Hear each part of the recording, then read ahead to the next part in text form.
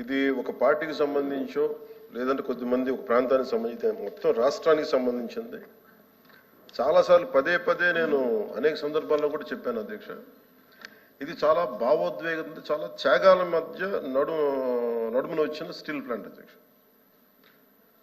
ఇది గతంలో కూడా గత వైసీపీ పాలనలో కూడా అది ప్రైవేటీకరణ జరగబోతోంది. ఆ రోజున మన మంత్రి గారు చెప్తున్నాడు, అచ్చెన్నాయుడు గారు చెప్తున్నాడు, ఎందుకు ఆ రోజు ధర్నా చేశారు, వీళ్ళందరూ ఎందుకు వచ్చారంటే దానికి ఆ సమయంలో జరిగింది ఏంటంటే కొంతమంది కార్మిక సంఘాల నాయకులు కూడా ఎయిర్పోర్ట్కి వెళ్ళి అప్పుడు ముఖ్యమంత్రి గారు చెప్పిన మాటలు ఏంటంటే మేము దీన్ని కొంత భూమిని అమ్మేస్తాం మీకు ఇస్తామని చెప్తే అది నిర్వీర్యం చేయడానికి వాళ్ళు ప్రయత్నం చేస్తే మేమందరం అడ్డుకున్నాం అధ్యక్ష, మా అందరితో సహా.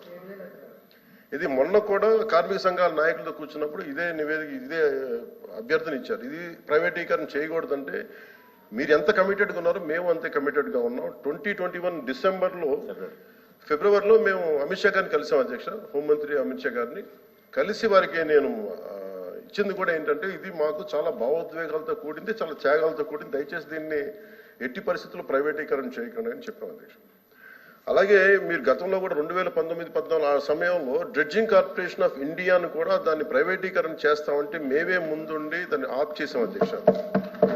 ఇది మేమేమనుకుంటే పబ్లిక్ సెక్టార్ యూనిట్స్ లాభసాటిగా ఉన్నాయి, లాభాల దిశగా నడుస్తున్నాయి, కొద్దిపాటి నష్టాల దిశగా నడుస్తున్నాయి, వాటిని ముందుకు తీసుకెళ్లాలి, ప్రభుత్వాలు పిఎస్యూస్ నడవాలనేది మా ఆకాంక్ష మా అందరినీ. When it comes to Vizag steel plant, we are extremely committed not to privatize. ఇది మా అందరి కమిట్మెంట్ అధ్యక్ష. అలాగే దీనికి ఇందాక మంత్రి గారు చెప్తున్నట్టుగా దీన్ని రన్ చేసే ఇష్యూస్లో చాలా లోపాలు ఉన్నాయి అధ్యక్ష. దాన్ని స్కిల్ని ఎన్హాన్స్ చేసుకోవాలి, దాన్ని కొంత పెట్టుబడి కావాలి, దానికి కొంత క్యాప్టివ్ మైండ్స్ కావాలి, లాట్ ఆఫ్ ఛాలెంజెస్ ఉన్నాయి. ప్రతిసారి నేను కార్మిక సంఘాలతో కూడా ప్రత్యేకించి ఈ మధ్యన ఒక 4 రోజుల క్రితం కూడా మాట్లాడడం జరిగింది అధ్యక్ష. వాళ్ళు కూర్చోబెట్టి దానికి సంబంధించి మీరు ఒక సమగ్రమైన ఒక కార్యాచరణ ఇవ్వండి మాకు, మీరు వస్తే నేను కేంద్ర ప్రభుత్వం నేను ప్రత్యేకించి నేను కూడా నాకు సంబంధించి నేను కూడా తీసుకెళ్తాను తెలియజేసిన అధ్యక్ష. So we're extremely committed not to private this. I hope you're all satisfied. Okay LOP గారు కూర్చో. అధ్యక్ష, ఇది చాలా సెంటిమెంట్తో కూడుకున్న అంశం అధ్యక్ష. విశాఖ స్టీల్ ప్లాంట్ ఇది ఇందాక వాళ్ళు చెప్పినట్టు ఇది ఒక పార్టీకో లేదా ఒక వ్యక్తికో ఒక సంస్థకో సంబంధించింది కాదు అధ్యక్ష. ఇది విశాఖ హక్కు, ఆంధ్రుల హక్కు, మన రాష్ట్రంలో ఉన్న ఆంధ్రుల తాలూకు హక్కు అధ్యక్ష. 32 మంది ప్రాణత్యాగాలతో అయింది. ఇందాక మంత్రులు మాట్లాడుతున్నప్పుడు 1-2 విషయాన్ని వాళ్ళు చెప్పడం జరిగింది. భూములు అమ్మేస్తున్నారు అప్పుడు ముఖ్యమంత్రి గారు తీసేద్దారు. దానికి కావాల్సిన నిధులు సేకరించుకోవడానికి ఆ రోజు చెప్తున్న ప్రయత్నాలు అధ్యక్ష. ఈ 6 నెలల కాలంలో విశాఖ స్టీల్ ప్లాంట్ భూముల్ని 2 దఫాలుగా ఉన్న కొన్ని పీసుల్ని ఇప్పటికే ఆప్షన్లోకి నోటిఫికేషన్ ఇచ్చిన సందర్భాన్ని కూడా ఒకసారి గుర్తు చేస్తాను అధ్యక్ష. దాన్ని మేము వ్యతిరేకించమా? ఇది కాదు, ఇది డే టు డే యాక్టివిటీలో భాగం అధ్యక్ష. ఆ సందర్భంలో మాట్లాడిన దాన్ని రాజకీయాల్లో కూర్చోపించడం కరెక్ట్ కాదు. ఏమైనప్పటికీ కూడా ఇది పూర్తిగా కూడా దీన్ని ప్రైవేటైజ్ చేయకుండా ఉంచాలి అధ్యక్ష. ఆ రోజు స్వయాన ప్రధానమంత్రి గారు విశాఖపట్నం సభకు వచ్చినప్పుడు సాక్షాత్తు ఆనాటి ముఖ్యమంత్రి జగన్మోహన్ రెడ్డి గారు మొత్తం సభా సాక్షిగా లక్షలాది మంది ప్రజలు ఉంటుండగా ఆ రోజు విశాఖపట్నం స్టీల్ ప్లాంట్ ప్రైవేటీకరణ చేయడం వీలు లేదు, మేము అర్థిస్తున్నాము, ఇది మా తాలూకా ఇది మా సెంటిమెంట్ అని చెప్పి ఆ రోజు ముఖ్యమంత్రి గారి సందర్భాలు కూడా ఒకసారి జ్ఞాపకం చేస్తాను అధ్యక్ష. ఎందుకంటే ఇది అన్ని పార్టీల తాలూకు కమిట్మెంట్ వాళ్ళు తప్ప ఇది ఏ ఒక్కరితోనో అవుతుందో అనుకుంటే మాత్రం పొరపాటు అధ్యక్ష. ఏదైతే రాష్ట్రంలో దేశంలో ఉన్న మిగతా రాష్ట్రాల్లో జరుగుతున్న అంశాలు ఉన్నాయో ఆ ప్రకారమే దీన్ని కూడా అందరం సమస్యగా దీన్ని కాపాడుకోవడం బాధిస్తుంది. పూర్తిగా మా తరఫున మా పార్టీ తరఫున మా బాధ్యతగా ఈ హక్కుని ఏదైతే విశాఖపట్నం స్టీల్ ప్లాంట్ అనే దాన్ని ఏది ఉందో దాన్ని చేస్తే మాత్రం దాన్ని పోరాడతాం అధ్యక్ష, దాన్ని కాపాడడం ప్రయత్నిస్తాం అధ్యక్ష. ఏదైతే ఇప్పుడు గౌరవ సభ్యులు చెప్పారో కూటమిలో నాయకులు అచ్చెన్నాయుడు గారు కానీ లేదా పవన్ కళ్యాణ్ గారు చెప్పారు, ఆ మాట మీద కట్టుబడి ఉండి దీన్ని ప్రైవేటీకరణ చేయాలనేది మా తాలూకా డిమాండ్ యాక్చువల్గా చేయాలని కోరుతున్నాం అధ్యక్ష. ఇంకా లేదండి, కూర్చోండి, అయిపోయింది. Question number 13634 minister for revenue sir sir reply చెప్తారా? సార్ ప్రతిపక్ష నాయకులు బొత్స గారు అడిగిన దానికి సార్ ఆ రోజున కూడా మేము అడిగింది ఏంటంటే ఆల్ పార్టీ డెలిగేషన్ తీసుకెళ్ళండి అని మేము అభ్యర్థించాం sir. They haven't taken any initiative even then. We are real ఆ రోజు నుంచి కూడా ఈ రోజు మేము ఒకటే కమిట్మెంట్తో మాట్లాడుతున్నాం కానీ ఆ రోజున మేము అభ్యర్థించాం అధ్యక్ష. ఆల్ పార్టీ మీరు చేయండి మేము తీసుకెళ్తాం మేము అందరం వస్తామని మాట్లాడాం. Maybe they didn't consider it sir అధ్యక్ష. So want to bring it to that. సరే ఇంకా పెంచొద్దు, ఇంకా పెంచొద్దు. ఇంకా దానిపై చేయకపోతే అది రికార్డ్స్ లో ఉంటుంది అధ్యక్ష. ఆల్ పార్టీ డెలిగేషన్ తీసుకోవడానికి ఎవరికి అభ్యంతరం లేదు అధ్యక్ష. ఎప్పుడు ఎప్పుడు ఎప్పుడు ఎప్పుడు ఇన్ స్పైట్ ఆఫ్ వినండి వినండి వినండి వినకపోతే చెప్తారుగా వినకపోతే చెప్తారుగా.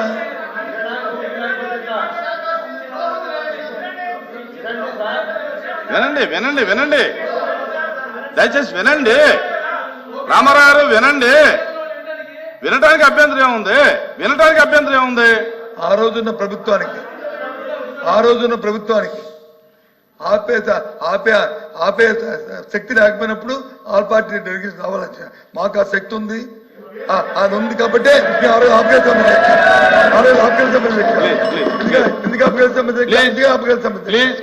ఇవాళ దయచేసి అది చేయమని చెప్పి రిక్వెస్ట్ చేస్తున్నాను. హలో గారు కూర్చోండి కూర్చోండి. సరే అచ్చెన్నాయుడు గారికి పెంచకండి. కూర్చోమ్మా కూర్చోమ్మా.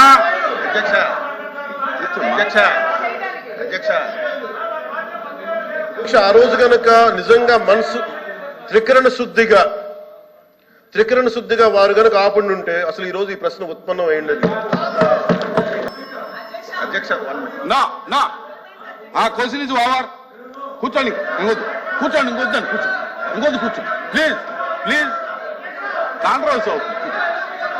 Question number 13634 minister for revenue minister గారు ప్లీజ్ ప్లీజ్ కూర్చోండి. అయిపోయింది కూర్చోండి. నా కూర్చోండి.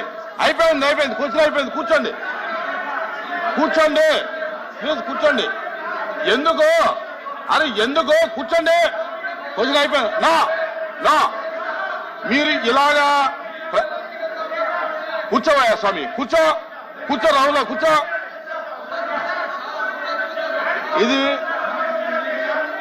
ఇది బ్యాడ్ ప్రాక్టీస్. ఇది బ్యాడ్ ప్రాక్టీస్. నా ఇలాగ మీరు బెదిరిస్తే మైక్ ఇస్తాననుకోవటం అది అసంభవం. మీరు ఈ రకమైన ప్రాక్టీస్ మానేయండి.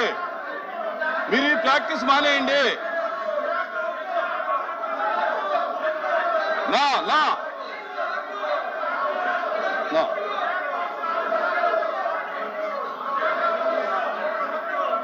ఎవరు లేదు నా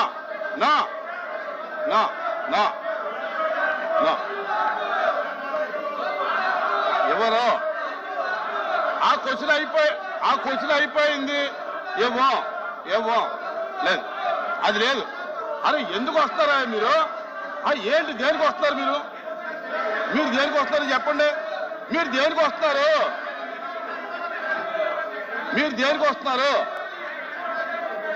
సార్ కూర్చోండి మినిస్టర్ గారు కూర్చోండి. ఒక్కళ్ళు చెప్పండి ఎందుకు వస్తారు? మీరు ఇనమ్మా ఏనండి.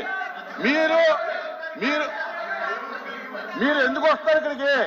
మీరు ఎందుకు వచ్చారు చెప్పండి. ఏంటది? నా కూర్చోండి.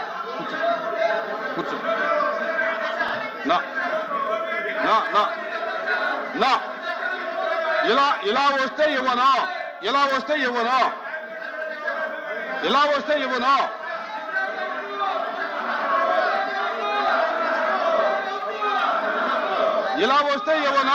మైక్ ఇవ్వను. ఇలా వస్తే ఇలాగ మీరు ఈ ప్రాక్టీస్ ఇటువంటి ప్రాక్టీస్ చేస్తే నేను ఒప్పుకోను.